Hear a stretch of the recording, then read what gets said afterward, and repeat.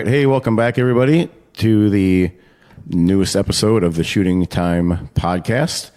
Today, we're going to do a little bit different discussion than what we have in the past. This one's going to be more so of a roundtable here with myself and some hunting partners about bolt blinds and all the various styles and methods that you use them, kind of the advantages and disadvantages of different styles and actual specific brands on that too. So I think myself, I've got a list here of probably 10 different blinds that I've either owned or built that I've hunted out of.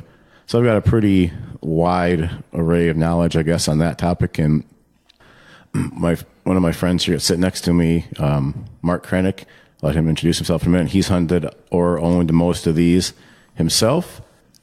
My other buddy Bill, who's been with us on a lot of them, he's hunted out of most of these when I owned them at one point in time as well. So we'll kind of give our advantages and disadvantages of that, and really maybe just a little bit of insight for those that are pondering some different styles, because it's not as if you can just go out and cheaply and quickly throw a different style of blind onto a boat and then take it off again real quick. It's one of those things that, before I bought all these myself, actually once the ones I bought after the internet, I was trying to do a ton of research, and you don't always get the most reliable information, I feel, about the pluses and minuses of these different styles, depending on who you're talking to. So hopefully this will be a pretty straightforward talk about them. I don't really have any reason not to be honest about any of these, of that matter. So I, of course, have my favorites, but those are all based off of actual experience. So we'll get into that here in a minute. I'm going to let Mark introduce himself. He's a friend of mine. He was coming down. We're going on a elk hunt here in a few weeks together, and he came down, and we figured we'd talk about duck boats and kind of a good little gathering of people. So what's going on, Mark? My name is Mark Krennick, and I live in Shakopee, Minnesota, and been duck hunting for about 35 years and probably over 20 now with Phil. Yeah, it's been quite a while. Back on I'm trying to think where the first time we went. Was it on that ice trip down to Heron Lake? Or was it one of the ones on the Mississippi, maybe? I think it was actually early season here in Waseca. We went early season goose hunting one time. Yeah, on the water. Where at? Yeah, do you remember? Watkins. Was it? On the point on Watkins. Did you get anything? It was an afternoon hunt, and I don't think they flew. No, it wasn't very good. So yeah, we've hunted kind of all over the state of Minnesota, South Dakota, Arkansas, Oklahoma. I think maybe we've never been to North Dakota together, but kind of all over the central and Mississippi flyways. So he's got a bunch of experience with different with boat blinds. I actually built him a boat blind here in this past year, so he can talk about that here in a little bit. He's a guy who actually is a convert into using a boat blind, because for a lot of years his boat blind was ditch the boat and set a director's chair in the cattails and hunt. No matter how cold it was, there he was in his director's chair hunting out of that. And his experience with my boat blind kind of switched him out of that, thank God. So, because there's no way I was ever hunting out of his boat back in the day.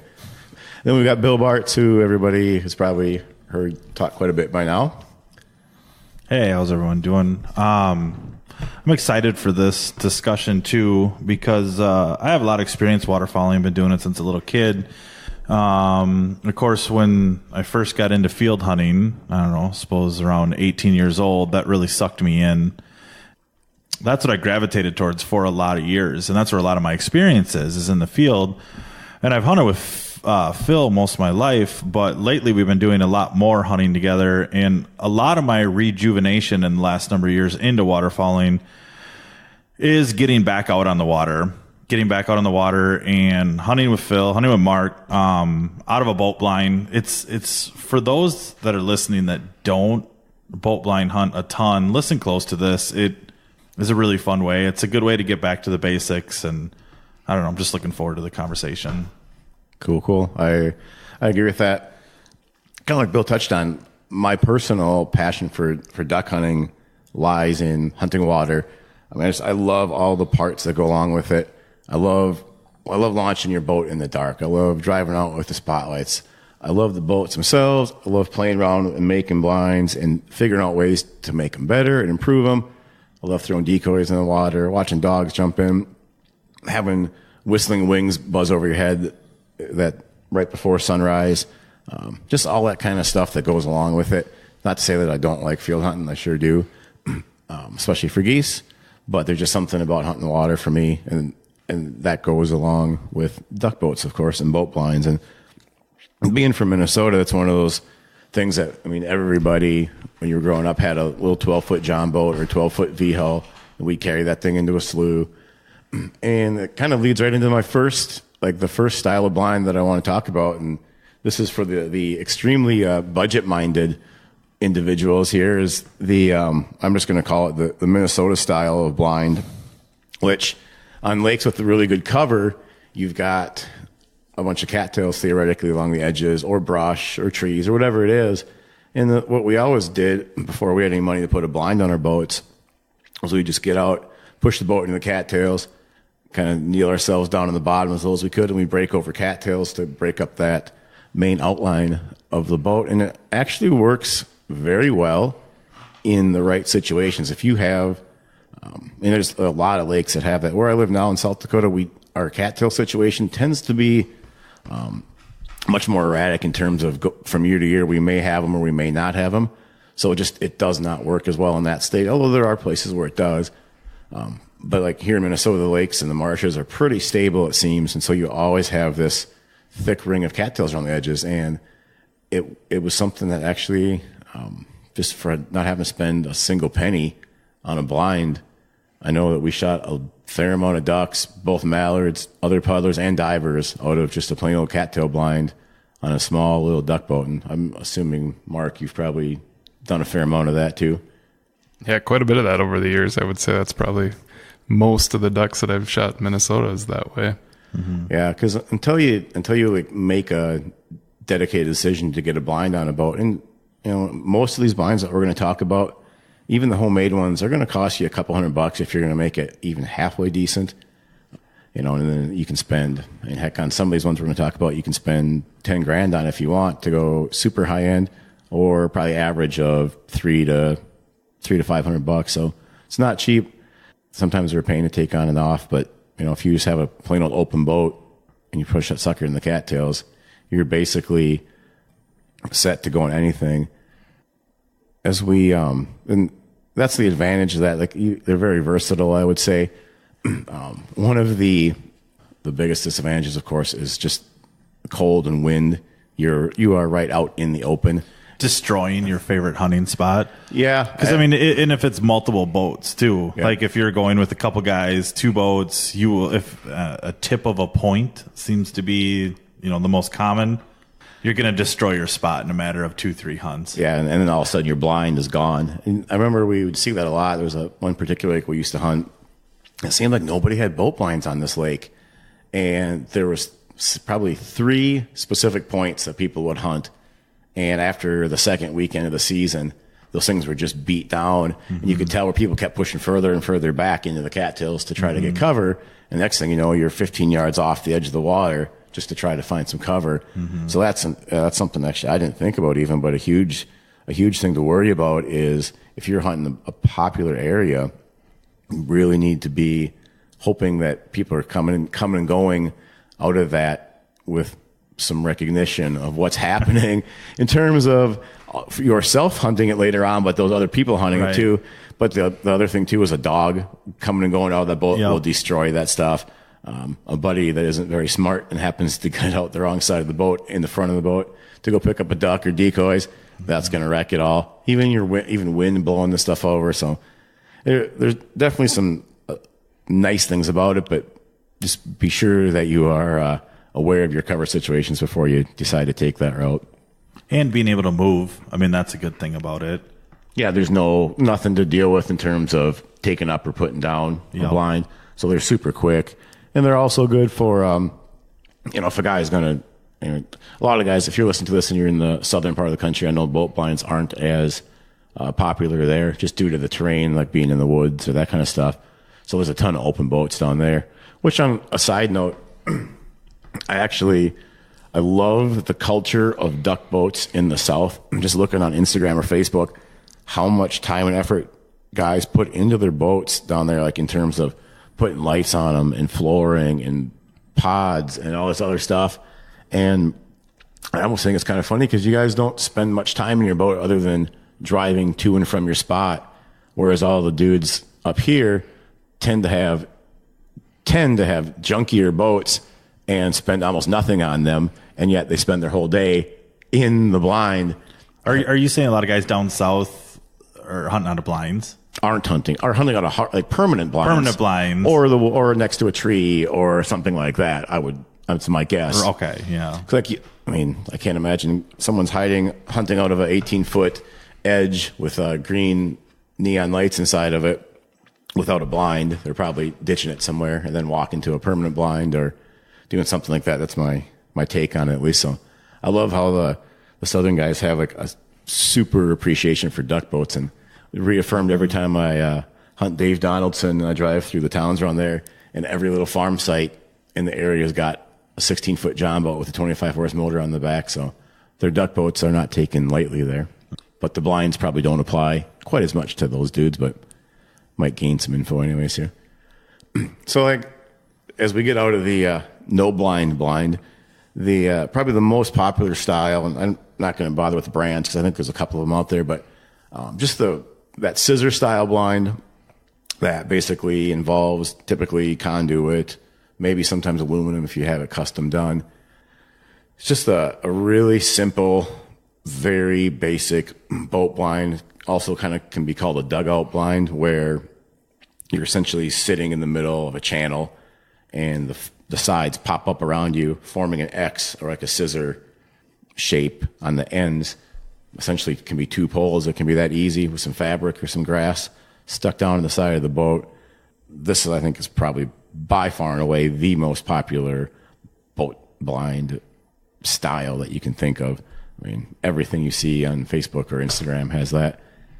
They're super easy. They're easy to build. They take very little engineering skill, which is good.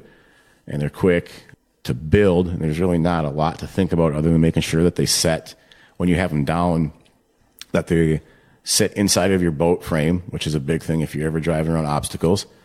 And the other thing, you just make sure that they have the right height. It's really so that your eyes can just see out of them is about the height that you want. So you kind of cover most of your body and keeps gawkers down a little bit too. Is there any companies that make the scissor style? I mean, is this just more like a custom boat builder's both. Common method? Gosh, I think it's Mud Buddy. Custom blind builders. I think Mud Buddy actually builds one. They'll sell you the poles. You screw them together because they have to ship them in a box. I think you screw the poles together, and then they send the netting and they send some brackets. You just put those brackets in your boat, attach them, boom, done. Mm-hmm. When the season's done, you take the poles out. The brackets typically stay. And there's really not much hardware for them. They're lightweight. Most of the times on a blind like that, the grass actually probably weighs more than the frame itself, I would say. Mm-hmm. If you're going to throw like a fast grass or something like that on them, real grass or whatever it would be. And that's typically what guys will do, is throw some form of like a grass. Or I've seen a lot of raffia ones. Personally, I do like the grass look better myself. But yeah, I mean, they're relatively inexpensive in the boat blind world. I think you can probably get set up in one of those for $300 to $400. They're fairly stable, pretty easy to set up and take down. Usually there's just a couple little pins that you got to put them in or put in to like hold them up, which is a plus if you ever have to go out and get ducks, like if you don't have a dog or whatever. And I'm assuming they're good for if it's also your fishing boat? Yeah, that's one of the things, like on a lot of guys will throw them on a John boat, since you can pretty easily, I would say, within half an hour, have them taken on and off. So guys will take it on and off quick in the fall, throw them back on in the fall, take them off after season's done, and you've got yourself basically a bass boat or where you want to fish out of again. Mm-hmm. So I had one. I shot a lot of ducks out of it. There's just some things I didn't like about it. Things I didn't like, and this really pertained to living in the north, but they're not overly warm. You can put a windbreaker in them. That's going to add you probably another $100 worth of fabric. But even then, you've still got that big open top that all your heat goes out of. So it's not going to be the warmest, and that fabric just doesn't hold a ton of heat. Some of that grass sometimes will heat them, help a little bit. But, you're not going to be hunting out of a sweatshirt or a T-shirt in there any day if the temp's below 20 degrees. One of the other things that I don't really like about them is you tend to not have a lot of room inside, because that the way that they're set up and the way they slope, you don't have a lot of room right by your face. So it feels like as you put your head under the edge of them, it's like you've got the blind kind of right there and you can't do a lot. You have to kind of really get down close to the bottom of the boat to where you have more room. So I didn't really love that part about them. That was one of the main things that made me look into a different style. And then another thing that I guess I did not like about them, and it relates again to the cold, and this was one of the major things that actually also made me get rid of it, is if you're hunting and your blind comes up and down and you get water on it, and you get water where the two pieces fold, or if that blind happens to touch like the back seat, let's say, and there's water on it, if it's really cold, everything freezes together. And when you go to open up your blind the next morning, especially if you're staying in the hotel or you're doing one of those things where you don't have the option to thaw it out that night, trying to separate that fabric from itself or that grass from itself, you end up just shredding the cover on it. And it's tough. And then I almost had times where I felt like I was going to break the frame on them trying to pry them apart because things are so frozen down. Now, if you're hunting where it's warm, not an issue at all. You know, the one thing to do with those is make sure you dry that out a little bit so that you're not getting mold or whatever. Like if you leave it sit for a couple of weeks, it can get kind of bad, but otherwise they're not bad. On the positive side of the scissor style blinds, you have a ton of space left in your boat, and your boat basically functions like a regular boat yet. Whereas you've got storage space, you can put decoys in wherever you want. You can get in and out from the sides. You can pick up decoys, super easy with them. Really driving up and down the road too with them is pretty easy. I know, Mark, did you have a scissor style blind on that boat ever? No, but I've hunted with some friends that did. Yeah, it's just they're in terms of just ease of use, they're probably one of the better options, and especially when you consider pricing on them. But there are some definite disadvantages if you're hunting in certain conditions. I do also think that a couple things in terms of actual hiding with them, when you're all that up and down folding, the thing that happens, and what I hate is your cover takes on that 2-dimensional look rather than 3D. When you start hunting like some hardside blinds and that, your cover always stays nice and puffy. It's got that 3-dimensional look to it, which really, really sets the boat off and makes it not look like a boat. But when you're smashing it down like that, it just gets flat and you lose really a lot of the effect that you're going for in a boat blind, I would say. So concealment, so. Let's say on a out of 10 scale, I would say concealment is probably like a 7, which kind of leads me to the next point on them, is you're covering yourself from the top. The dreaded black hole look. You've got a black channel right down the top of your boat. There's ways around that. People will put grass mats over the top or whatever, and that can help. Or you can just cut some like little natural vegetation, just leave it sit there. But it's not an ideal scenario, I don't think, because it gets knocked off and falls in the water and who knows what else. So they do hide pretty well. I mean, they're typically lower profile than some other blinds. One little thing to be aware of them is, unless you specifically make it the cover and the netting that you can look through the blind, someone's going to have to look over the top, and that is a spot where ducks can see you. They see your smiling face looking at them.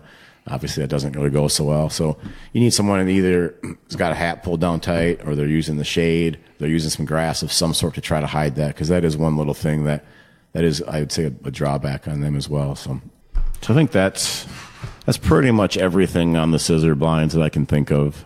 All right, so if we're going to grade this thing out on the scissor blind, on convenience 1 to 10, what do you give it? Convenience for ease of use, taking up and taking down, on and off. I'd give it a 6, simply because I don't like taking blinds up and down myself anymore. So I'll give it a 6. Mark, what do you think on the scissor convenience? You know, I would give it a 6 also. The part that I never liked was going to cut your natural vegetation to try to fill in the top. Yeah, that's right. It's kind of a never-ending process on that. And then it blows away or falls in the boat, and then... Yep. Okay. Hide? Concealment, I'd give them a 7. 7. Mark? I think they hide pretty well if you work at it. I would even say maybe even an 8 on it if you work at them real hard. Yeah, it just takes a little more time, but you can get them looking really good. All right. Scoring good so far, but comfort. Comfort, I'd probably go 5 on that. I felt crowded and they're not super roomy as some of the other ones are. Mark? I would actually go 4 on that. Yeah. Cool. And I could be convinced to go lower considering warmth in that, but I'll stick with the 5. If we're hunting a north wind, big water, December. Yeah. The little bit of experience I have with them, I'm going 1. With push in being 0. Yeah, pushing and being negative on that one, even worse. And then cost. Cost, they're effective. I'd give them a, 3 cash registers out of 5 sign. They're pretty cheap. They're cheap. They're inexpensive. Yeah, they're do well inexpensive. in that area. Maybe tough to give them a number, but they're pretty inexpensive for a boat blind. Yeah. So on to the next. I don't know how many people are familiar with these, and there's a fair amount of them up where we hunt, and just because it's the next state over, but it's called the Pop-Up brand. And if you're not familiar with it, take a peek at them. It's called Pop-Up brand boat blind. They come up on Google as that. They're made in, I think, either Nebraska or maybe Iowa now. And what they are is just a full fabric blind that it functions a lot like a high-low hardside blind, but they basically completely seal up, and you look out of some little windows in the top. I did own one of these on one of my first duck boats quite a few years ago. They're, to get into, I'll start right with the advantages of them. The first thing is that they're very warm because they completely seal up. If you have a sunny day and if you don't actually have any other cover on top of that blind, they're toasty because the sun comes through and heats that fabric up. So they're very warm. They completely block the wind. In terms of that, they're very good. I've got a friend of mine who still has it on his boat. He loves it.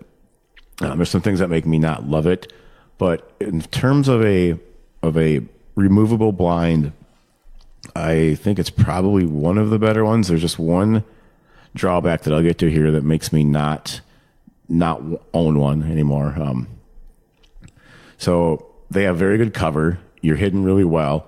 The friend of mine has his on a 16-foot sea arc, and I have been with him when we have set that thing on a sandbar with no cover and in cattails with no cover on top of it, just around us, and just the fabric blind out there. And we shoot ducks landing, mallards landing in front of us, and it never ceases to amaze me how it works, but it does. So I think they hide very well, way better than I would ever expect. They're also roomy. The blind kind of comes up on the sides and then comes over the top of you, so you've got all that interior room, so I do really like that. When they fold up and down, which the up and down is also very easy. There's some like built-in pins. All you have to do is grab the frame itself, and the things drop into place. So up is really easy. Down is just the hitting a couple pins and knock them out of the way, and it falls over right to nothing. And then they're really easy on and off too, because it's all one big piece and the fabric wraps around the frame, which is really convenient. One guy could take the thing off himself. I think, might have to be kind of ripped to do it, but 2 people, it's absolute breeze, just to lift it off. So when we get to the disadvantages of this blind, the one main disadvantage is the thing that just drove me crazy. Let me guess. They bring ducks close, and when you stand up to shoot them, they just fly away. Flare away. So what happens is the top comes all the way over on these blinds, and it closes up in the front, like completely. And there's a little cord you pull that releases the top, and the top has a bungee cord. So this whole big top of this boat comes sliding back over your head. And to me, what happens is the minute you hit that thing, you've got about a half-second wait that you have to let that go back over your head. And in that time, those ducks have been alerted to what's going on. And you're basically shooting at them at that point, even though you're still sitting in the blind. And they get that little bit of a half-second head start where they're already going away before you shoot at them. So that flare prior to shooting, to me, was the only disadvantage that there really was to them. Does the fact that the door flings open, does that consistently work? Or is there times like it's hung up? Nope, it'll half flips open. No, I'd say it always opens. It does. It's really reliable in that, and it's because it's just bungee just pulling it back, so it's super reliable. Even in the cold. Yep, in the cold. It's not on a rail. It just pivots back, so it just kind of falls back out of the way. But there are times like if the sun's at your back and those ducks are blinded, and it's half hour after sunrise, and the sun's just beaming those suckers right in the eyeballs. You can get away with it then, and you're still going to shoot ducks that aren't flaring. But those days when the sun's at your shining on you or shining up high like that, or it's cloudy, man, you're just giving them. You're basically taking one duck out of a flock away. I would say that you're really giving yourself a chance. Yeah, I mean we've had, especially if it's windy, we had. Oh man, well Mark was on this hunt with me. It was an awesome hunt. We were on the Missouri River. It was a snowstorm, which is one of the few good hunts I've ever had in the snowstorm on the water, and we had. It was like 30-mile-an-hour winds, maybe more. That was crazy windy. It was super windy, and we were tucked into a pretty good hide, and there was 3 of us in this boat, and we would have flocks come in, and by the time we'd hit that switch and let it get over us, I know there was times I didn't empty my gun on flocks of 25 to 30 mallards landing in front of us, but that extra little split second that you're giving them that warning, it just frustrated me enough that it was part of the reason why I sold mine and got it and started building different styles. Mm-hmm. But like my buddy Scott, he loves the thing yet. He wouldn't trade it for anything, I don't think so. And it works for him, so I'm not going to argue with him. But so that's to me is the disadvantage of that. They're a little bit difficult to cover with natural stuff, just because sometimes I think they're starting to make them now with either straps or like pockets to put things in. But they're a little bit difficult for that, and they are expensive. I know. I'm gonna guess you're gonna spend over $1,500 on one because there's a lot of sewing and a lot of welding involved, and you'll actually take your boat down to them and they custom make it. Okay. So it's probably someone from Florida is not gonna have that blind installed on their boat, but they're a cool blind overall. Yeah, we can grade it out quick. So convenience, what do you give it? Oh, I'd give them like an 8. An 8? Yeah. Convenient. Mark? I'm going to go a little bit lower again because of the trying to grass it in actually to hunt out of it. So I'd say maybe a 6 on that. But okay. Hide? The hide on them? I'd say the hide's an 8 or 9. I would have to think so. If you're pulling up on a sandbar with nothing around it. They hide very well. I thought it hid really well too, yeah.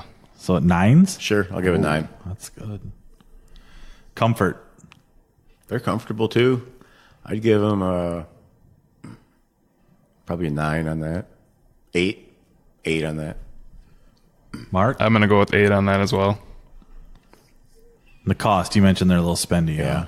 Cost would be, duck hunters terms, that would be a 5 cash registers out of 5, probably. Yeah, so they're not the cheapest. We'll just say that. Yeah, they're definitely not. So as we move down the line, we kind of roll into one of the ones that's more popular. And if you do any searching on any forum or any duck hunting site for duck blinds, one of the most often praised boat blinds is the beaver tail. And there's some really good reasons for that. It's a very easy blind to set up and take down. And it's very easy on and off. I think it's just one. Because Mark had this on his boat not that long ago. I had one on mine quite a few years ago. I think it's just one frame that mounts to the middle of the front and the back, if I'm not mistaken, right? Correct. The one I had, you slid the frame on the front and the back to adjust the width of your boat. Oh, yeah, that's right. Yeah, it locks over the gunnels. Yep. There's a bar and then with some hooks, and it locks over the gunnels, and then there's kind of a big a contraption where all the pivot points are in the middle of your boat, and everything pivots out from there. So to put it on and off, it's really only like four screws or bolts to hold it up there. And so getting it on and off for the season or after season is a breeze. Now how it works is the whole blind rolls over to one side when you're not hunting out of it. All the fabric and all the poles will be on, I don't know which side. Let's say the right side, for example. And So when you drive and they give you a little cover and it wraps it all up tight. So driving's easy and you put that cover on. And then when you get to your hunting spot, you take the cover off and you basically sit inside of the boat and you pull it up and over you. And it makes like I don't know, kind of like a low profile hard-sided blind. The shape of it, it's even on both sides. And it's got a little bit of a platform on the top that's flat coming across. So it's kind of like an A-frame, actually. I would say that's maybe the most comparable, like the zinc A-frames. It's comparable to that. And it's just got holes, like a slot on the top for each shooter. I didn't think about this, but that's one issue that you might have with them is that if your seating doesn't line up properly with how the holes are cut, it's going to be kind of a pain in the butt for one of the guys. But otherwise, it's typically not a big deal, especially if you have an open floor duck boat at all. You can just move your seats around, so it's not a big deal. They're roomy. The way that their walls are inside, you've got a fair amount of room because the walls are, again, pretty vertical all the way up to the top, and then they come across at the top. Does that seem right? Mm-hmm. Yeah, like you have enough room in them to be able to do stuff. You could cook in them. You've got some. Yeah, they're kind of like we're looking at a picture of them again now. It's been a while since I've been in one, but they are they're a roomy blind for that. A friend of mine actually camps on one overnight with his son. Yeah, really? I could see that because they've got enough space that you can move around in them and sit up, and you're not constantly hitting your face against the side and whatnot. So I do like that. So they have, in terms of hiding, they have pretty decent cover on the top. Like they'll actually hide pretty well for birds going overhead, which for a mallard that's pretty critical because they're looking down. And they're not too terrible difficult to put natural vegetation on. They have some pockets on them that you can stick them into, and that'll break you up fairly well, which also breaks up the top a bit. And we were just thinking here that they do also have an option that you can buy that's like a cover over the top of you. I've seen them, and I think they make your boat really tall. So if you're in the right type of cover, you could probably get away with it. Otherwise, I don't know that I'd be real fond of it because it sits up really high off the top. But otherwise, I think their popularity has a pretty good reason for that. So to me, the disadvantages of this blind, one of them that I didn't like is if your blind is, and if it's hard to explain, but if the front of your boat starts to curve back too dramatically from the front, like on any kind of V-hull, it's tough because the way the frame is on them, they're basically square all the way down, and you've got a big overhang on the front with that frame like sits outside of the boat. And I never had a problem myself, but man, it just always made me nervous that I was going to bump into a tree branch or something and just basically just rip it right off. And I don't know how often that happens. Maybe it never happens, but it would depend on where you're hunting, I think, for that to not happen. So looking at some of the pictures here, I see it's an all fabric blind too. Yep, it's all fabric. Now, are you noticing a lot of guys then grass it on top of the fabric, or are they just using their natural vegetation around them? Or so what I did on mine when I had it is it had pockets sewn into the front, down low on the front side, and in the back side, and you would take and you could stick like a big handful right into those, and that kind of, as it went up, it spread out a little bit. It wasn't ideal, but it actually broke it up fairly decent. I mean, you could still see the fabric on the backside of it, but you had some shadow going over it, and you had like that 3D effect. So I think that was pretty good. I didn't hate how they hid, that's for sure. I mean, I had blinds that hid worse than that one. I know that. With the way that the blind folds up, you basically have to redo your cover every time if you use any kind of natural. If you use the raffia, that's another option that guys do use on those quite a bit. Hang the raffia from the top. What's a raffia? It's like that art grass that they use for. It's like the stuff I've had in my blinds. Some of my blinds like hard to hide spots. You just tie it on. It's an artificial grass, and you can dye it. Okay. People will put that on them and let that cover up the whole thing and dangle down, and then maybe use some natural vegetation to cover them as well. So they hide pretty well. Again, with that one, you kind of have to watch that head popping out of the top. You kind of got like the what's the little game? Whack-a-mole. Like heads popping up out of them. So you have to watch out for that. And how does the fabric, like I see that this is like a tent style. Yeah. Oh, it's Cordura. But I mean, how does that, with the fabric, the poles, how does that do in the cold? They're pretty decent. Like I think if you got it really wet, I never did have the problem with mine. But if you got really wet, I think the stuff could freeze again. But since you're typically not going to have a lot of natural vegetation stuff on there, the sticking isn't so bad. Like it's not going to do like with the cattails. That really made it that tough on those other ones. But they're warm. I mean, because they actually have a bungee that goes around the side gunnels of the boat, front to back. So for the most part, your wind, I don't know, I thought mine was pretty warm. Mark, you hunted out yours quite a bit on the river when it was cold. Yep, I thought they were fairly warm. Yeah, if you throw a heater or two in them, they're pretty decent blind. I would say like for a collapsible that isn't maybe that pop up, they're one of the better ones out there. I mean, I didn't hate hunting out of it, but I knew there was better options. All right, let's grade this sucker out then. The beaver tail convenience, you give it probably for on off, up and down, 7. Okay. Mark? I'm going to give it a 6. 6. Hide? What did I give the last one? The pop-up was a 9. You gave it a 9. I give the beaver tail a 7. I'm going to go with a 6 on the hide for that.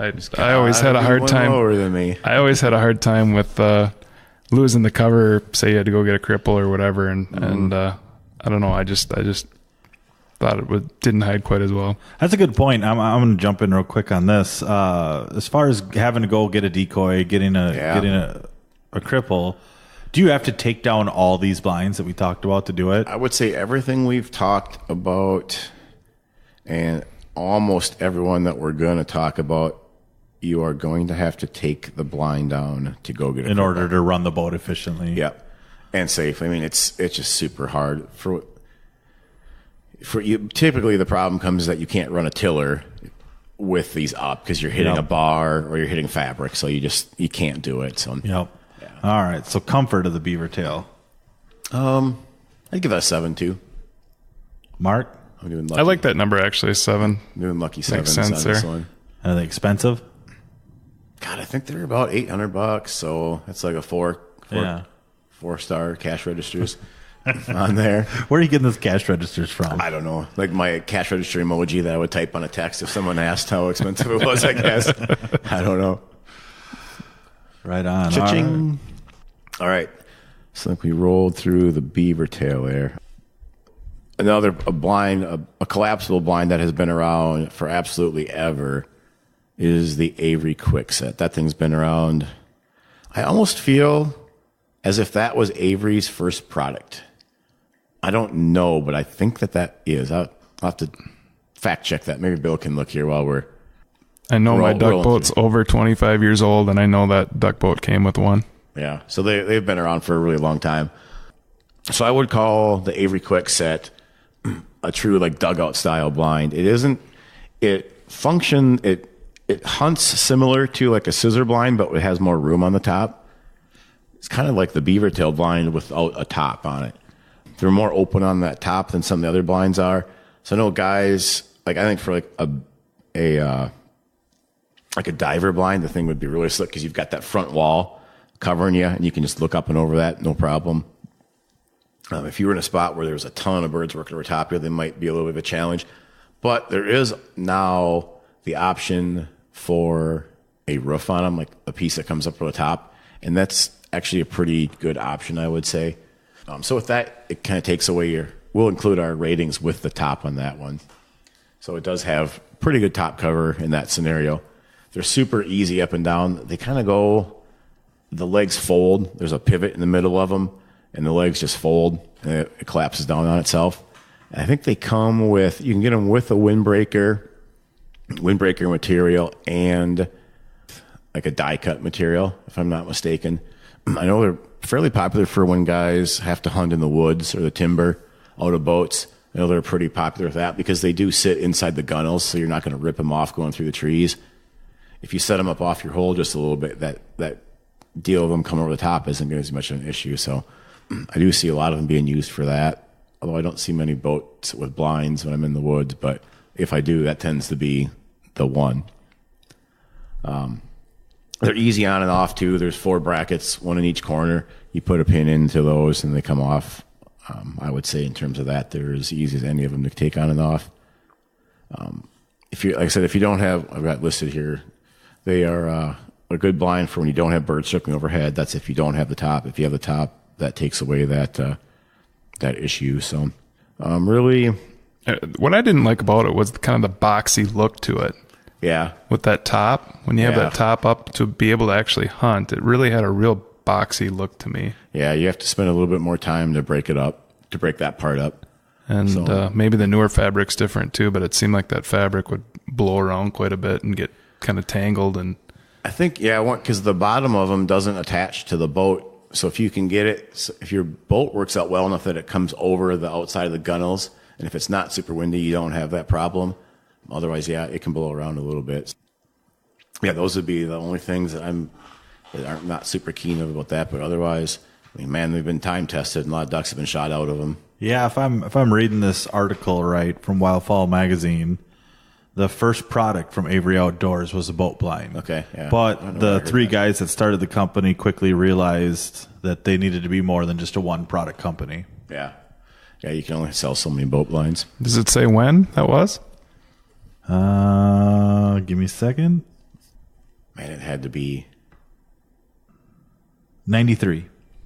wow. Okay, yeah. So that was what 25 years ago. That's a good guess. Very cool.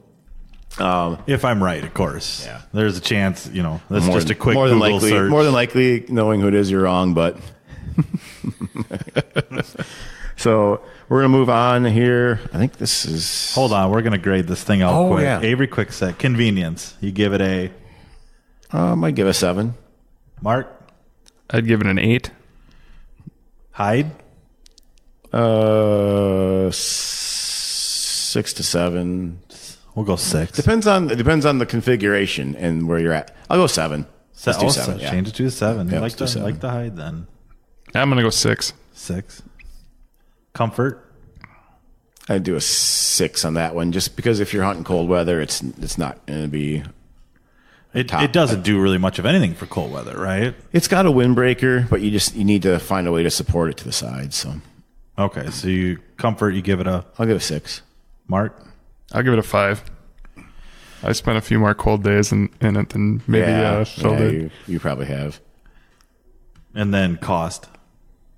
Gosh, that's one I didn't. It's not super cheap. It's in the hundreds, probably $500 to $800 range. So Okay, so it's on that mid-range cost. mid-range, yeah. Mid to possibly slightly lower. Yep. It depends on length too. You can buy them in a couple different lengths, and that does affect the pricing pretty significantly too. All right, so the next and last actually collapsible blind here that we've got is the banded axe blind. It's a blind that actually can be used in the field too. So it's not specifically designed for boats, but it does work. One of my friends had one 2 years ago, I believe it was. He had it on a 17-foot John boat, 1754 John boat. And at first I was kind of skeptical of it. And he sent me a picture of it all grassed up. And the thing actually looked awesome because it's pretty low profile. So if you haven't seen it, it's similar almost to that Avery blind in that it's straight up and down how it sits inside of your boat. But then it does have a top that is basically just like sliding fabric with a bar in front of it. So you can pull it up as far as you want in front of you and have just a little bit to peek out. So the hide is really good. I actually really like that because there's nothing that I hate more. I should have mentioned this earlier, but there's nothing I hate more than when you break a flock of ducks down and you've got them working and they float over you at say like 35, 40 yards and you didn't quite want to shoot them and you want to get them in closer and they're right over top of you and you hear the where the soft wing beats change to that flare. And if you don't have something over the top of you, I think you hear that a lot more often. And this has pretty good hide on top, so I like it for that. I think it's effective in terms of hiding. It's fairly easy up and down. I mean, I don't know like what they say it goes up and down, but it's quick. I mean, less than a minute for sure. And depending on what you do for grass, like my friend Levi, he had fast grass attached to it, so that made it a little bit more difficult to go up and down, but it is still pretty quick. I mean, the two of us got it up and down like it was nothing. Price, was not bad on them. They were pretty economical for a blind like that. I wish I knew the price. I think it's like $400 to $500. But one nice thing is you can use them as a field blind too. They actually have feet that you can buy for them. They'd be similar to like a A-frame or panel blind, that same scenario. And really the only disadvantage that I saw to his was that his boat was, I think it was a 54-inch wide is what it was, or maybe it was 60. But it was a little bit narrow for his boat, so it felt like it was not the most efficient for a wider boat. If you could get him to be a narrow, like a wide version, and stick him on a 60-inch boat, I think it'd be a really good option for hide and for comfort, because we had a fair amount of room in there, not a ton, but you weren't cramped. It's not quite as much as like the beaver tail, I feel like, or that pop-up one. For sure. But you also I think you had a better hide. I think it hid better than those ones, just because it was low profile. So I don't have a ton of disadvantages in that one. There's not much to it. Everything about it's kind of easy. So convenience, then you give it. I'd say convenience a 7. Mark? I like that number. Yep. Hide? I'd do an 8 on the hide. Mark? I'd probably say 7 on that. I don't think it hid quite as well as without a ton of effort. You know, I do like the low profile part of it, but really make it blend in, I thought was. Yeah, it was more of a project to do, especially. I mean, we're rating this in terms of guys who hunt out of hardside blinds now, so our concealment and some of our categories are a little skewed. That's why 8s are going across the board, or 7s or 6s. Mm-hmm. Comfort? Probably a 7 again. Mark? I'd actually go with 8. I hunted out of that a few times, and I thought it was pretty comfortable. We actually hunted out of it. We went this is 2 years ago. The last year I went to Arkansas to hunt. The water was super, super high. And we kind of went there knowing that we'd be hunting out of a boat. And we took Levi's boat because he had that blind on it. We knew we could get around the woods with it, even though his boat was probably bigger than what we really wanted, but it did get us around. And we shot a couple ducks out of it, and it actually worked fairly well for that. I mean, like hunting out of a blind in the woods is just hard, trying to follow them, and it worked for that. And I mean, we stuck the sucker up right in the middle of trees, and you wouldn't think it would work, but it works. So. I rated it a little bit higher because I remember a real cold day I hunted with Levi in it, and I didn't have any gloves on in there, and we had a nice breakfast, and it was real comfortable and warm in there. So, yeah, I like that point. All right, so we're gonna move on here. So this is maybe a topic where there's definitely not as many of these floating around the hunting marshes or rivers as there are some of the collapsibles, but the hardside blind is kind of my baby right now. I have one. I built one for myself 2 duck seasons ago. This will be my 3rd duck season in it. It's on an 18-foot aluminum or Alumacraft boat, 60 inches wide, with a Yamaha 70 horse on it. And if anyone who's seen the old Barney Califf hunting videos, or any of his new ones, I guess, if he still makes them, I don't even know. It's that style of blind, where the backside that you sit under is a little higher, the front side's a little lower, so you can see out of it, and you stand up to shoot. I had an actual soft-sided high-low blind that I built, become a much better sower than I ever expected that I would after some of these hunting projects. And I built a soft side collapsible high-low blind, which was really nice to hunt out of. I would give that a comfort factor of 9, a convenience of about 4, and a cost of about 3 cash registers plus repairs. But and the concealment was awesome in it, but it was just a pain in the butt to set up, and we had to recover it all the time, and you could only keep so much grass on it, and I just got sick of that. So I said, you know what? I've got the shape of a hardside blind. Why don't I just do the hardside blind? So I picked up a boat, picked up a welder, and got to cracking on learning how to weld. And next thing you know, by that hunting season, I had a hardside blind sitting there waiting to go. I did this without ever having hunted out of an actual hardside blind, just hoping that I would really like it. And after the first day out, we actually killed a limit of mallards. on a time of year when we did not expect to kill aluminum mallards. And we did it being dry, warm, eating an awesome breakfast, comfortable, feet kicked up. And after that, I knew I could never not have one of these. I'll still hunt out of other styles of blinds if I have to, based on the conditions, which I don't know if I have even done that since I bought this boat, but I think I maybe have once. But once I've gotten this, no way that I could hunt out of, not have one at least at some point in time. But with that said, they're not for everybody. I mean, there are a lot of circumstances that make it very inconvenient to own. Well, they go from extremes. Like, yeah, you have an extreme of comfort, an extreme of protection from the weather, but an extreme from now your duck boat is only a duck boat forever. Yep. Yeah, you're not going to take them off. I built one of these for Mark, who's sitting next to me here. I built one for him last summer. Yeah, he's used it for one season.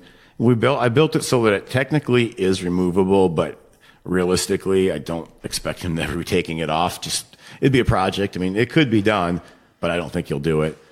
Hasn't come off yet. Yeah, I don't think it will. If I ever see it off, I'll be shocked. So I think the time, I mean, what's an example you could think of when you wouldn't use a hardside blind?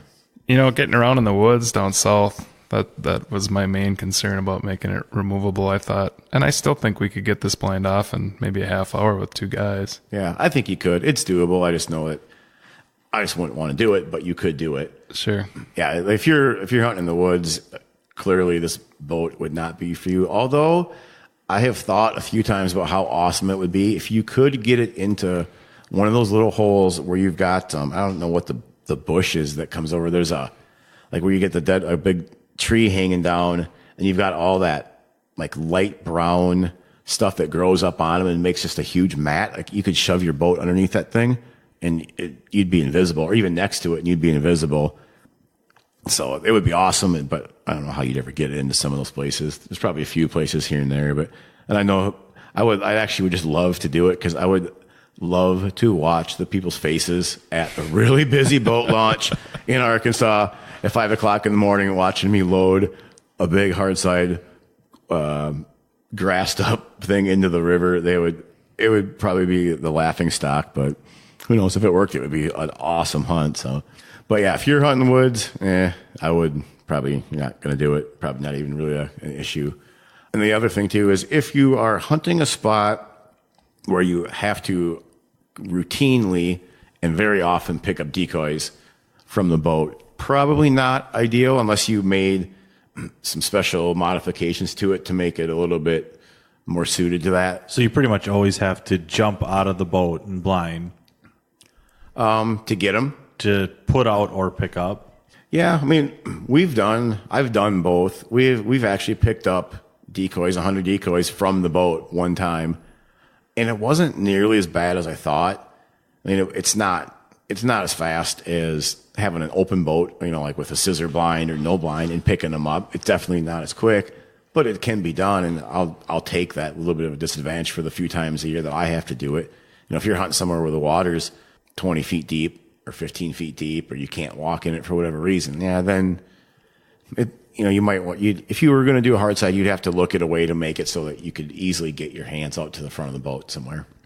But other than that, I don't know of any real disadvantages that would make you would rule it out. Cost, or the barrier to learning how to build one yourself. Those would be maybe the other things, because they are expensive. I mean, if you take one to, one of the big boat builders, or boat blind builders, you're going to be looking at, I would think a minimum of $5,000 to get it going. Yeah, 5 to 6.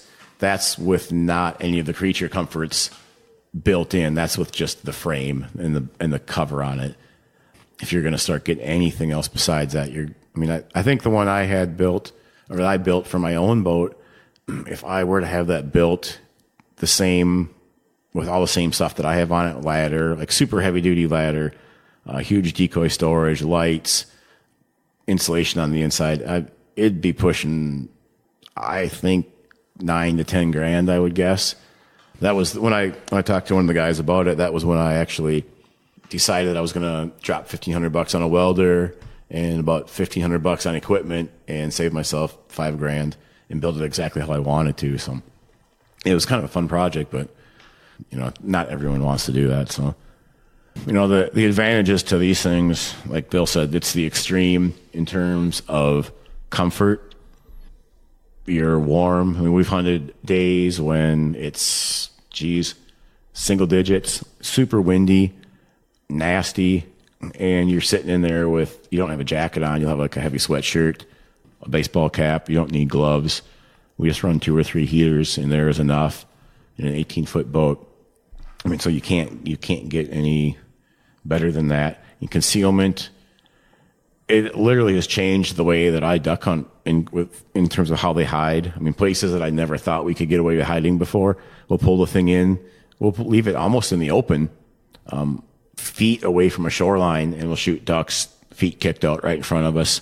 Not every duck does that, but enough do that it still seems to work if you have enough birds around. But I'll also say you put a lot of attention into detail on the height of your blind. I do. Because the first time I saw a hardside blind was on the Missouri River hunting with you, and some of them were beautiful, relatively low profile, done right. Yep. And some of them were jokes. Yeah, like it matters a lot in just what you think you need to do.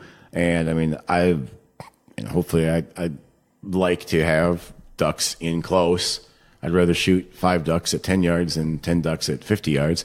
So I want those things in close, and that little bit of extra detail that you make in terms of how you build the blind itself, height and the angles that you're using, plus the materials that you use to hide it with make a big difference. I'll talk about those here in just a minute, actually. So yeah, like the hiding, there's nothing better out there because you're not folding it up. Your fabric stays how you want it. You basically have a roving permanent blind. And the funny thing is I feel like my boat blind that I drag up and down the highway looks better than most of the permanent blinds that we drive past. So I don't understand how that happens, but either way. Inside, like when you talk about the comfort, I mean, we have shelving. I've got, what are the boxes called? My little totes that I have inside where I store my different type of cooking utensils. And I've got cooking product like coffee, hot chocolate, all that stored stuff. So out of the way, your shotgun shells sit right up on a spot, dry, out of the way, or they're not going to tip over. Do you want to talk about the oven or not? I think we should. Well, we'll get to the oven. Don't worry. Yeah. So then this is not I wouldn't say that this is a standard feature in even any hardside blinds, but possibly mandatory from this point on. If you've ever hunted with one, it would be mandatory once you've had hot biscuits or blueberry muffins fresh out of the oven. I've got a little Camp Chef stove oven combo, so we can actually be cooking biscuits and bacon and eggs at the same time. I can tell you that there's nothing better than, for me, hot blueberry muffins with butter on them coming out. Man, it's awesome. But me and one of my buddies, we actually cooked a Thanksgiving dinner. We hunted Thanksgiving Day. We brought a Thanksgiving dinner with, and we cooked up a whole meal out in the boat. So we didn't shoot a single duck, but we had a good dinner, so it was fun. In terms of warmth, you've got no wind effectively. I mean, I can stick someone inside of my boat and we can be driving 30 miles an hour across the lake into a 20 mile an hour wind with wind and chop coming in. And the only guy feeling any wind at all is me driving. Everybody in the boat can be sitting there tucked out of the way. They don't even know what's going on outside for the most part because they're just closed off to the rest of the world. I can remember getting back to the landing a few times last year with Phil, and the guys that had the pop-up styles were frozen. Oh, yeah. We were not. Yeah, you're tucked away. And even as a driver, I've got kind of a wall in front of me to break a lot of the wind as a barrier, so that helps a ton. They're sturdy. I can crawl across the top of mine. If we have to get out and jump after duck or whatever quick, you can stand right on any part of the blind that you want to. I've had fairly big people on it, and it's not an issue. I haven't broke anything yet. Yeah, Bill was actually one of the reasons why I started building this, because he broke my other one. And first time I was in it. Yeah, the frame, he ripped it, and it was a conduit frame, and grabbed it, pulled himself in, and it snapped the corner, so we had to deal with that for the next 3 days of our hunt. And I didn't really feel like repairing it, and I just said, you know what, I'm just going to get a new one. Yeah. So you're welcome. Yeah, thanks.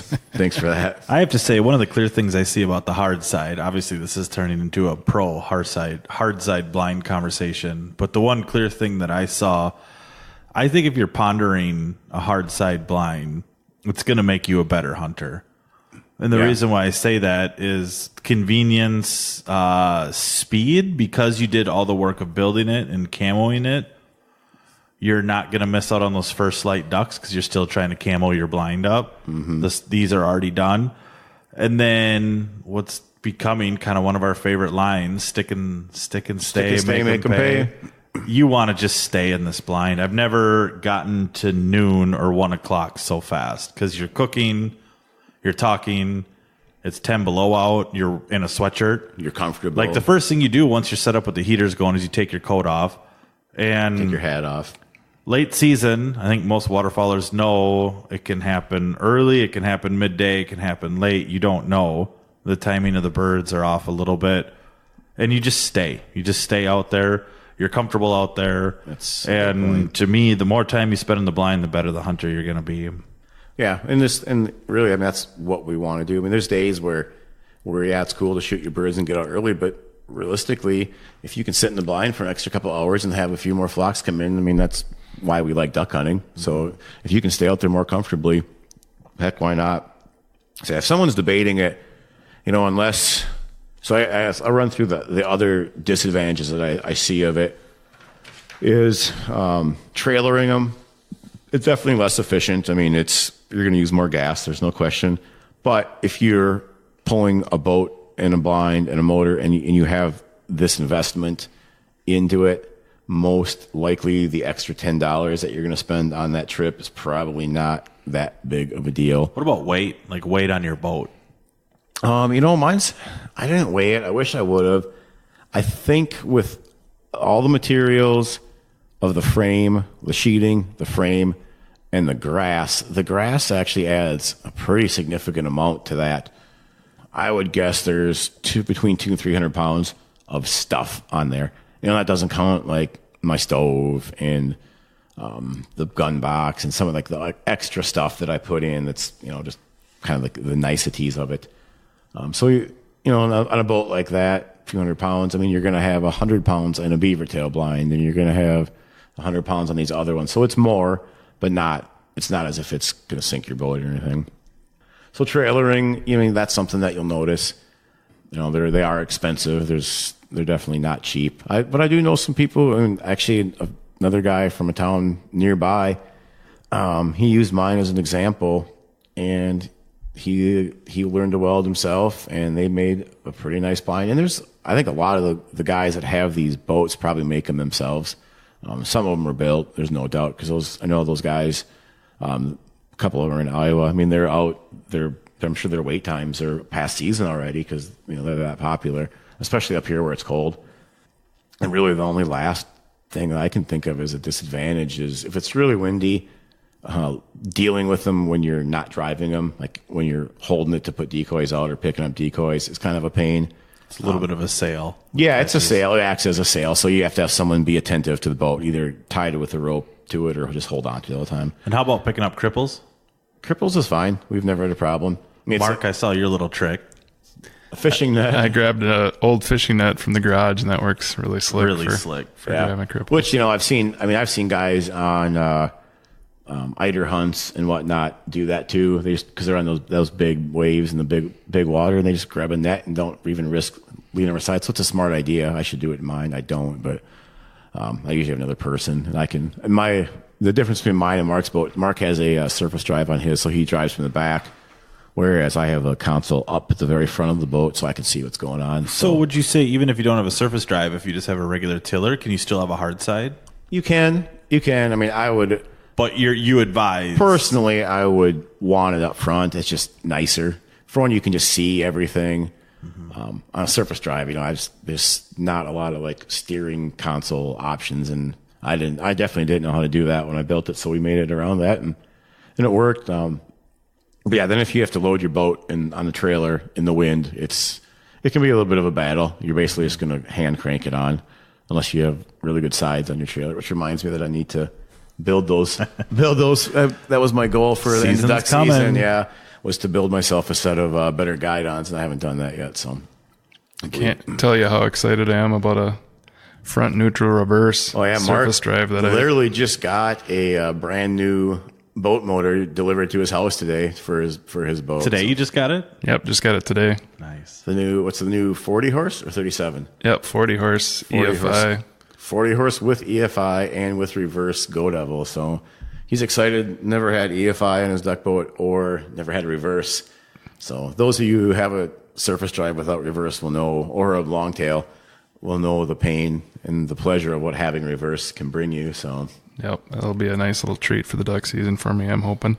Yeah, well, I don't know how you made it this far without reverse. That was one of the down reasons that I never wanted a mud motor on my boat, because I couldn't fathom not having reverse. So, but we're excited about it. I'm actually excited to see that thing out there and see how fast it goes, and because it went really well with even just your 37. I think it was that was a 35 I had on it, carbureted, but it was I think that's a 13-year-old motor I have and runs like a top, but I think that boat was going 23 last year. Which isn't, for two guys. You've got two guys and a dog and a bunch of decoys, and you're pushing a big sail through the wind. So 23 is pretty good.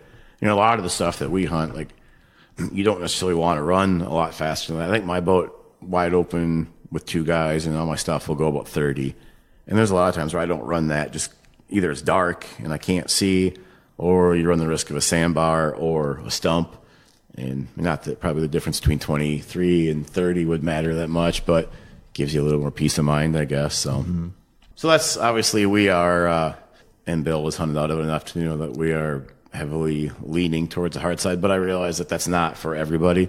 But if it's something that you've wanted some input on and to talk to someone, hopefully that gives you a little bit of an idea about them.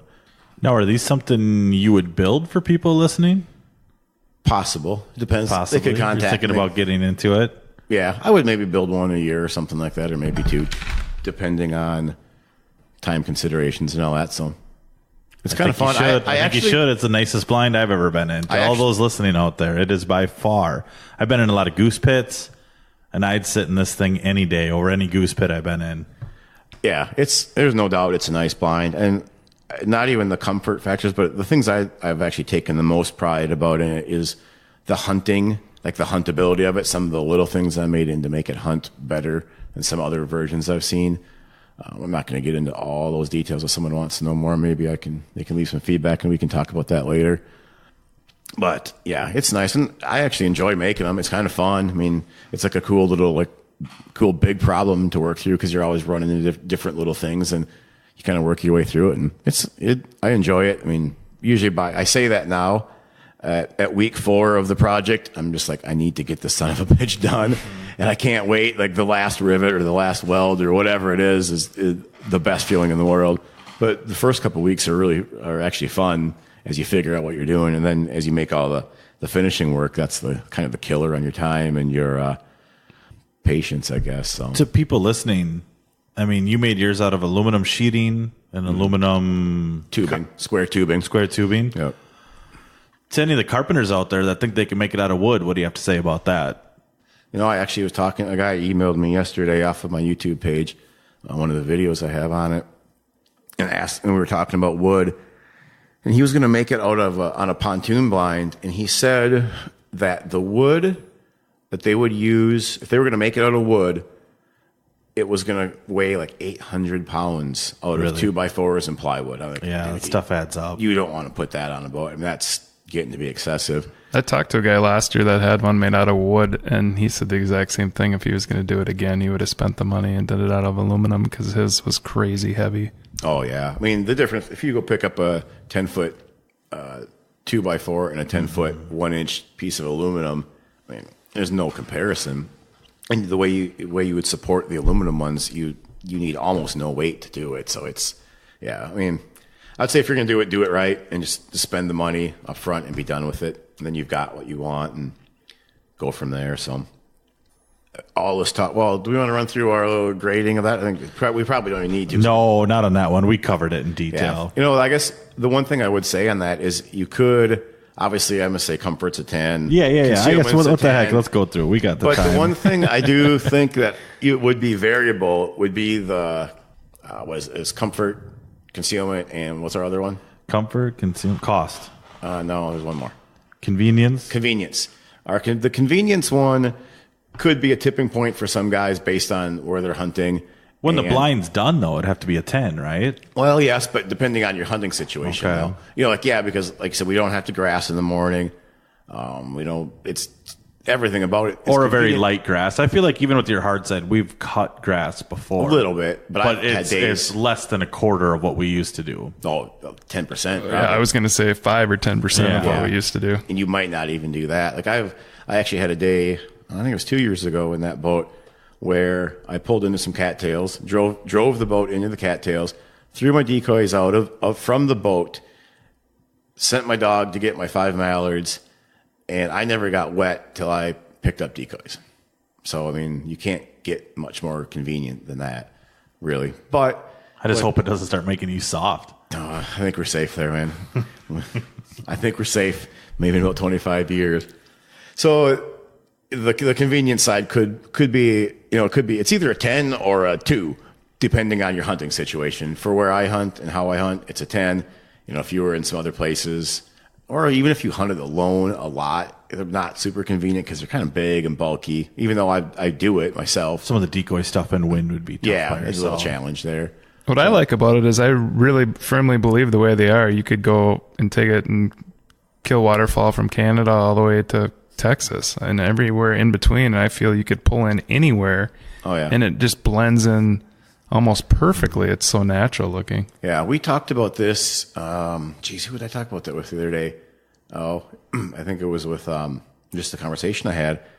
And we were talking about how a bigger blind is actually less noticeable to a duck as danger than a small blind is. If a person went and stood out on a shoreline with a cattail suit on, those ducks are probably going to flare. But if you go stick an 18-foot boat out there all cattailed up or tumbleweeded up, which is the secret trick that the guys around. Can't believe you're letting that out. I can't believe you let that out of the bag, that one. Giving it away. It's not a secret up here, but I get asked a lot of questions when I post a photo of my boat of what kind of cover I have, and that's what it is. On it is tumbleweeds, which are kind of a product of the western Midwest states, I would say, in western. So if you live in Kentucky, you're probably out of luck on getting tumbleweeds. But if you want to come up here and get some, I'll help you out. But anyways, the size of them proves, I think, actually beneficial in hiding them. It's the same way that guys get away with sticking an A-frame or an axe blind or whatever out in the middle of the field because it's just so big that they don't associate it with danger like they would a single layout blind. Yeah, it looks like a big bush. Yep, exactly. All right, convenience. We'll grade these suckers. You said 2 to 10. Yeah, 2 or 10, depending. For me, a 10. 2 to 10. Mark, what do you give it? I'm giving it a 10 too. 10. I love my blind. Hide, I'd say as long as they're based upon how you camo it, of course. I'd say a 10. Mark, Agreed. Yep, 10. comfort. I know what that answer is. I'm writing 10 That's a for already sure, without Ken. even letting you guys answer. But cost, like a 2, right? Cost 5 is, cash registers out of 5. Yeah, right? that's the more cash registers, the worse. So this is like, I don't even know someone that's really rich. Unless Like you they're- build it, because you're pretty reasonable in your pricing. Slightly reasonable, yes. They're not free, but yeah, they, you're going to spend, if you have an aluminum capable welder already, you're going to spend $1,500 to $2,000 on supplies. Materials, yeah. And that's doing some shopping too. Yeah, because aluminum went up with these tariffs. It actually went up a bit. So that was when I did it 2 years ago, and it was that much. And if it went up, it could jump up a fair amount. So, Yeah. but that's just the aluminum. That's not, not putting the insulation on the inside and not Lights. lights and any of that kind of stuff. Stove, oven, steering, all that kind of stuff is It's extra. kind of cool too that Phil didn't say. I mean, you talked about that there's tiller or the console, and Phil converted his boat to a console drive. Is that what you would call steering. That? Console steering, which was pretty cool that he did that himself. Actually, the mechanics at Cabela's did that part of it. I drove it there though. Oh, okay. I dropped it off for him. So yeah, they did that part. But I did make the console. I mean, I made the whole blind, so I did make that part. But it was it's a project. It's an undertaking. I mean, you have to be dedicated once you start because you can't just rip it off if you don't get it built halfway through the season. So, but like now that we've talked about all those and people have seen our biases, I guess a couple of things I would just mention, and none of this really has any specific order, but I just kind of jotted down a few things as we were talking. Other considerations to make when you're building just boat blinds is so one key mistake I think that people make a lot is when they build any kind of blind, whether it's a permanent blind on shore or a boat blind, is the angle that they make on the top is, well, just angles in general. You have to imagine a duck at 50 yards and 45 degrees angle from you, what they see. And if you have your boat blind, if it has the piece over your head, the backside of your blind, if you build that with a 45 degree angle, like I see a lot of duck blinds, essentially that duck is seeing underneath the top of that blind. I don't know if that makes sense or not. I wish I could draw it out or something. But if you're up in the air and that angle of the back of that blind is at the same angle that you were looking down on the hunters at, well, you're looking right into that blind. Mm-hmm. So I think it's important, and I've done this with all the blinds I've ever built, is I make that back piece go straight out so that it cuts that out. So it gives you the option to tuck back underneath there, and it also blocks all that blackness off. So you're not looking down inside of it. I did that on my low profile boat blind. I've done that on all my fabric one, and then on my hard sides too. I've done that as well. So I think that's a huge thing, to not let those ducks look down inside of you. And it's actually not even when they're on top of you. It's when they're making that last thing coming in before their feet kick out. They're going to see you looking down in there. So that's one thing that just most obvious that I ever see wrong with boat blinds. It just drives me crazy, or just duck blinds in general. I think fabrics, if you're going to build a collapsible blind, personally, I would, the die cut stuff works well for hiding, and you could use that as a camouflage over, but I would always try to find some inexpensive Cordura. That material for building those things is the ticket. It's really not that hard to sew. Most sewing machines will handle it. I learned how to sew a couple different blinds out of the stuff, and trust me, I'm not handy with a sewing machine, but for what a guy needs to do to build duck blind, you don't have to be. You're not making Gucci bags or anything where people are going to look at the stitching. Martha Stewart's not going to be grading you on it. Yeah, exactly. You're not worried about that. You just need to get some stitching in to hold a duck blind together, and it's not that tough to do. So Cordura is the way to go if you're going to build one, if you're not going to buy one of the previously mentioned ones. And then like for frame material, I've built blinds out of conduit, I've built blinds out of wood, and I've built parts of blinds out of PVC. And if I were ever to build any more, I don't think I'd ever use any of those. I mean, aluminum is definitely more expensive, but man, if you can do it, it's just the strength, weight to strength ratio is so much better than any of these other ones. It's not going to snap on you. You might have to find someone that can weld some aluminum for you, but even just to let them make the frame and you do the rest of the work, well worth it. I think you're not going to have to spend a crazy amount to have someone do that, but it's well worth it, I would say. So, on top of that, other than really avoiding that black hole look that you see a lot, that shadow down inside, if you can cover that up, I don't think there's a whole lot more to boat blinds. I'm sure there probably is, and maybe we'll talk about them later, but I don't know. Mark, you've hunted out enough other blinds. I mean, is there anything else you'd want to input on blinds in general that you can think of that maybe people take for granted? Or I think using as much natural as you can get on your blind is your best option there. I think so many times people just think they can put up fabric and kill ducks, and I just don't think it works. In fact, I've seen a lot of times it not work. Yeah. What about some of the manufactured grasses and that? Yeah.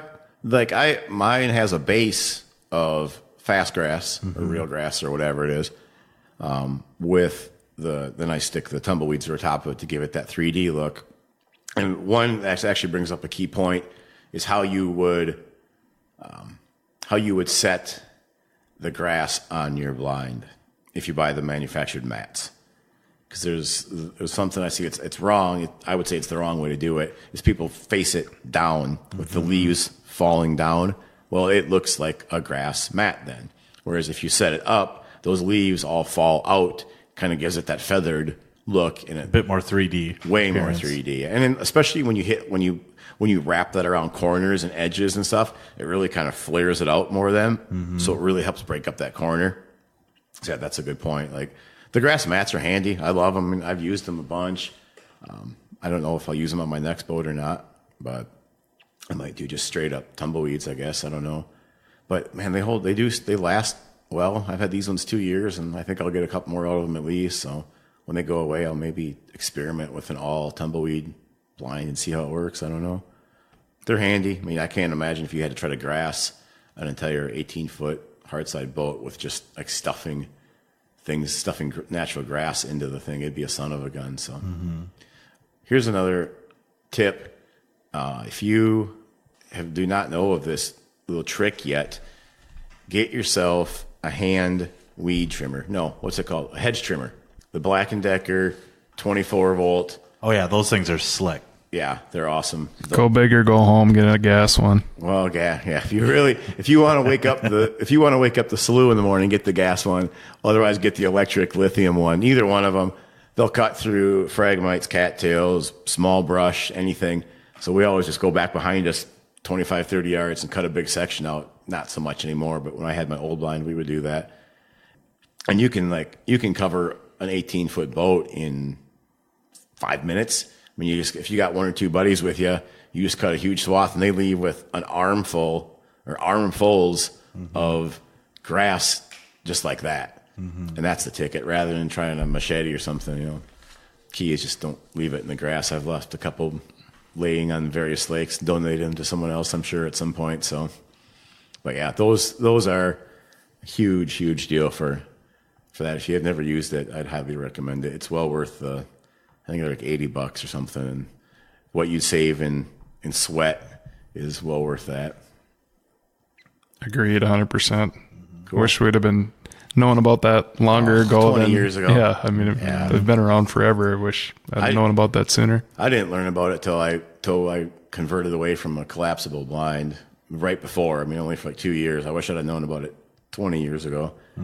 So even if you're not using it, even if you're taking the no blind method, you could use it to cover kind of the inside of the boat.